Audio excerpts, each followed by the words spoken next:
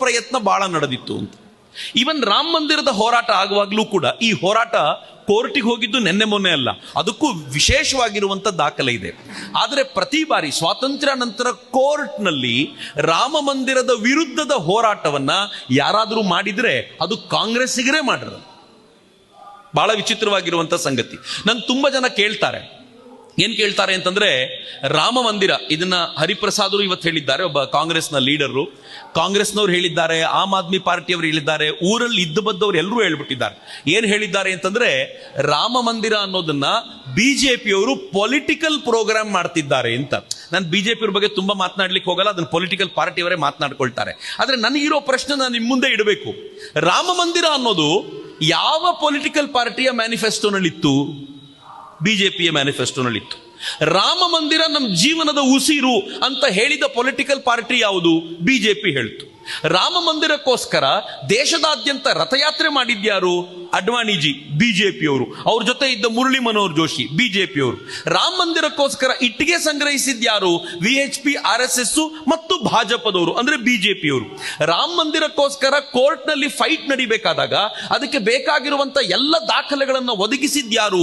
ಅಗತ್ಯ ಬಿದ್ದ ದಾಖಲೆಗಳನ್ನ ಬೇಕಾದಾಗ ಒದಗಿಸಿದ್ದು ಬಿಜೆಪಿಯವರು. ರಾಮ ಮಂದಿರಕ್ಕೋಸ್ಕರ ನಿರಂತರವಾಗಿ ಲಿಬರ್ಹಾನ್ ಆಯೋಗದ ಮುಂದೆ ತಪ್ಪಿತಸ್ಥರು ಅಂತ ಮುಂದೆ ಕೂತ್ಕೊಂಡು ವಿಚಾರಣೆಗೆ ಒಳಗಾದವರು ಯಾರು? ಬಿಜೆಪಿ ಲೀಡರ್ಗಳು. ಇಂಟ್ರೆಸ್ಟಿಂಗ್ಲಿ ಇವೆಲ್ಲದರ ನಡುವೆ ರಾಮ ಮಂದಿರ ಆಗಬಾರದು ಅಂತ ಕೋರ್ಟ್ ನಲ್ಲಿ 26 ಲಾಯರ್ಗಳು ಹೋರಾಟ ಮಾಡಿದ್ರಲ್ಲ, ಆ ಲಾಯರ್ಗಳ ಲೀಡರ್ ಯಾರು? Kapil Sibal, Congress leader. Very interesting. ಇದೇ ಕಪಿಲ್ ಸಿಬಲ್ 2019 ಎಲೆಕ್ಷನ್ಗಿಂತ ಮುಂಚೆ ಪ್ರಾಬಬ್ಲಿ CJI ರಂಜನ್ ಗೊಗೋಯ್ ಅವರು ಇದನ್ನ ಆದಷ್ಟು ಬೇಗ ಮುಗಿಸಬೇಕು ಅನ್ನುವಂತ ಪ್ರಯತ್ನ ಮುಂದಿಟ್ಟಾಗ ಏನ್ ಕೇಳ್ಕೊಂಡಿದ್ರು ಗೊತ್ತಾ? ನಾವು ನೆನ್ಪಿಟ್ಕೋಬೇಕು ಇದನ್ನ. ಏನ್ ಕೇಳ್ಕೊಂಡಿದ್ದ ಕಪಿಲ್ ಸಿಬಲ್ ಕೋರ್ಟ್ ನಲ್ಲಿ ಅವತ್ತು ಅಂತಂದ್ರೆ, ಈ ವರ್ಡಿಕ್ಟ್ ನ ಈಗಲೇ ಕೊಡಬೇಡಿ, ಇದರ ಪೊಲಿಟಿಕಲ್ ಇಂಪ್ಲಿಕೇಶನ್ ಇರುತ್ತೆ ಅಂತ. ಅಂದ್ರೆ ಇದು ಮುಂದಕ್ಕೆ ಹೋಗೋದ್ರೊಳಗೆ ನೀವು ರಿಟೈರ್ ಆಗ್ತೀರಾ, ಈ ಬೆಂಚ್ ಹೋಗುತ್ತೆ, ಇನ್ನೊಂದು ಬೆಂಚ್ ಬರಲಿ, ಇನ್ನೊಂದು ಬೆಂಚ್ ಪೂರ್ಣ ಪ್ರಮಾಣದಲ್ಲಿ ಮತ್ತೆ ವಾಪಸ್ ಎಲ್ಲ ಕೇಸನ್ನು ಕೇಳಲಿ, ಅಷ್ಟೊತ್ತಿಗೆ ಮತ್ತೆ ಟೈಮ್ ಪಾಸ್ ಆಗುತ್ತೆ. ಒಟ್ನಲ್ಲಿ ರಾಮ ಮಂದಿರ ಬೇಡ ಅಂತ. ನೀನು ಇವತ್ತು ಅದೇ ಕಪಿಲ್ ಸಿಬಲ್, ರಾಮ ನಮ್ಮೆಲ್ಲರ ಹೃದಯದಲ್ಲೂ ಇದ್ದಾನೆ, ಇದು ಪೊಲಿಟಿಕಲ್ ಈವೆಂಟ್ ಆಗಿರೋದ್ರಿಂದ ನಾನು ಹೋಗಲ್ಲ, ನಾನು ರಾಮನಿಗೆ ದೂರದಿಂದ ನಮಿಸ್ತೀನಿ ಅಂತ ಮಾತಾಡ್ತಾನಲ್ಲ. ಅಬ್ಬಾ, ಎಷ್ಟು ಬೇಗನೆ ಚೇಂಜ್ ಮಾಡ್ತೀರಪ್ಪ. ಆಗಬಾರದು ಅಂತ ನೀವು ಇವತ್ತು ರಾಮ ಹೃದಯದಲ್ಲಿದ್ದಾನೆ, ಎಲ್ಲರೂ ಅಲ್ಲಿಗೆ ಹೋಗಬೇಕು ಅಂತಿಲ್ಲ ಅಂತ ಮಾತನಾಡ್ತೀರಾ ಅಂತಂದ್ರೆ ನಿಮ್ ಸ್ಟ್ಯಾಂಡ್ಸ್ ಏನು?